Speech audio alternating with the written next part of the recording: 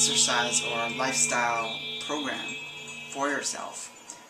I personally like to think of all exercises as fitting into 4 categories, or it's more of a continuum.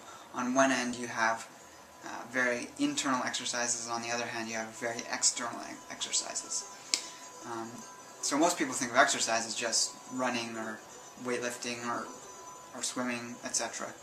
But my definition of exercise is anything that you take time out to do. So this would include meditation, yoga, Tai Chi or Bagua, as well as the very external exercises, weightlifting, or any other strength training. So the 4 categories that I break it up into are basically the 2 categories of internal and external exercises, and then each one is broken up into passive and active, and then again passive and active.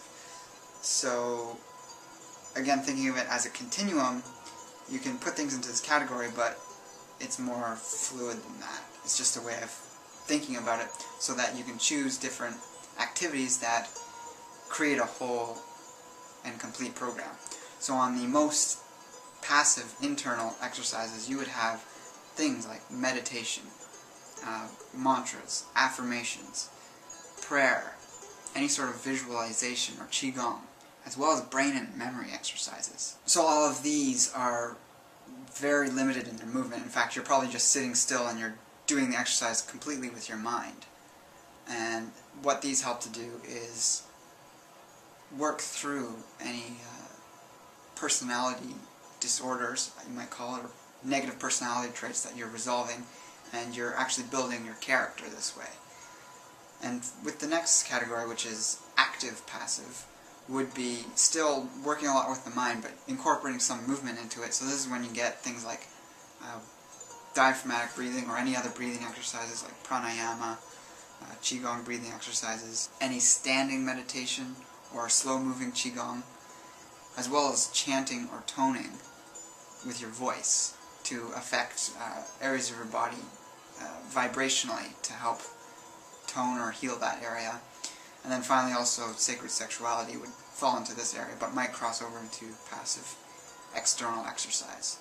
So then as we cross over the central area of being in between internal and external exercises, so that's between the mind and body, you would have the passive external exercises. So these exercises are slow moving and still very much incorporating the mind. And in fact, you should always have your mind incorporated in exercise, but it's rather much more focused on using the mind to affect a change in the physical. So this would include Tai Chi, Bagua, or Xingyi, which are Chinese internal martial arts. Now you're moving around in these, so this is why they're not internal, even though they're called internal martial arts. They're still external movement to a large degree. And then you also have yoga, the various styles of hatha yoga, stretching of any type.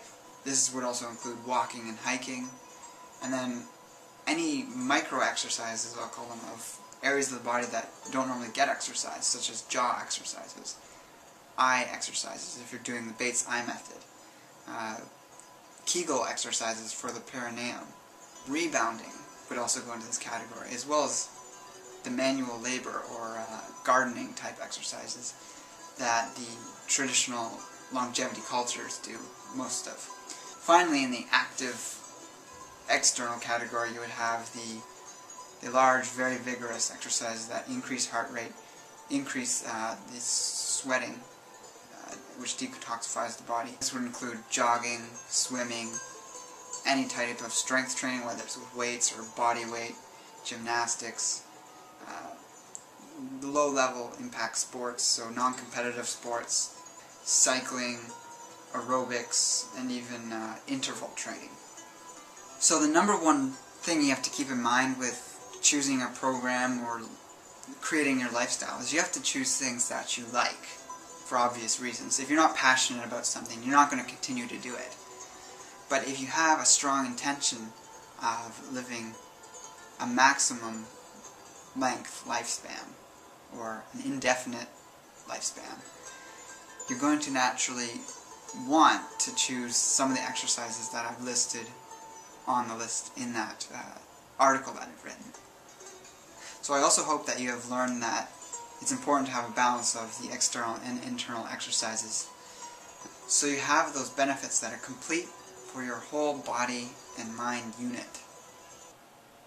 So on a day-to-day basis, it might not be realistic to incorporate a variety of exercises from each of these categories, but over the course of your week, if you can have a balance in terms of the amount of time you spend doing them, of all these different exercises from this continuum, or like these 4 categories as I divide them up into,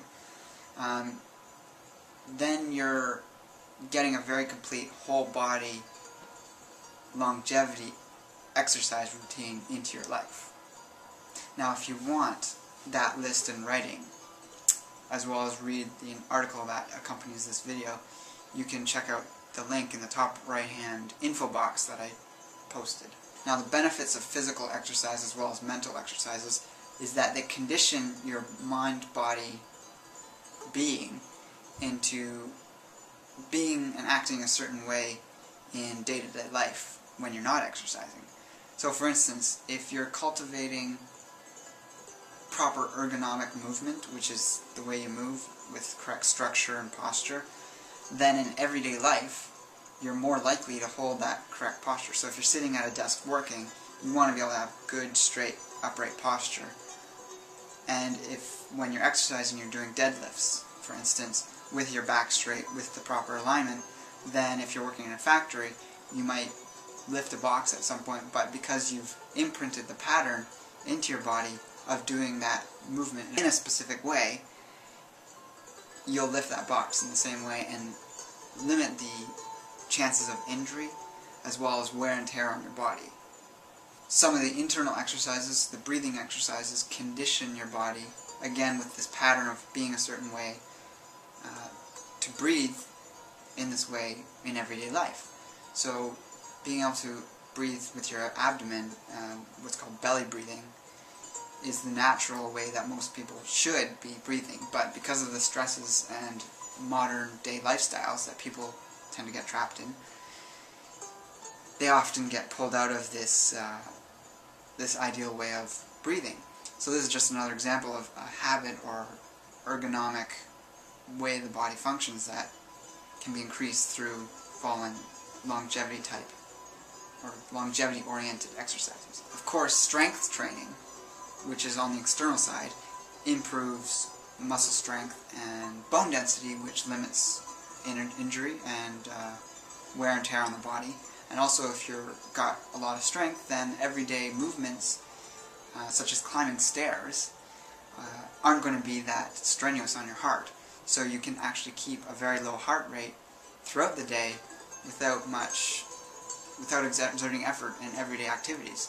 So even though in your exercise training you might have a very elevated heart rate, for the rest of the day you've got a lower heart rate because you're not exerting yourself and your body's just at ease. The other benefits of exercising are increased circulation to the extremities, increased detoxification at the cellular level, and this is released in sweating, and then increased flexibility, and then the clearing of emotional and mental accumulations of just day-to-day living. So it's very healing on a mental and emotional level, just any type of exercise. People know that. If you're feeling down, exercising is a great way to almost cheer yourself up. A major cause of depression, for instance, is not exercising, and that's very well known in modern research. So my intention with this video is to bring awareness to people's reasons for exercising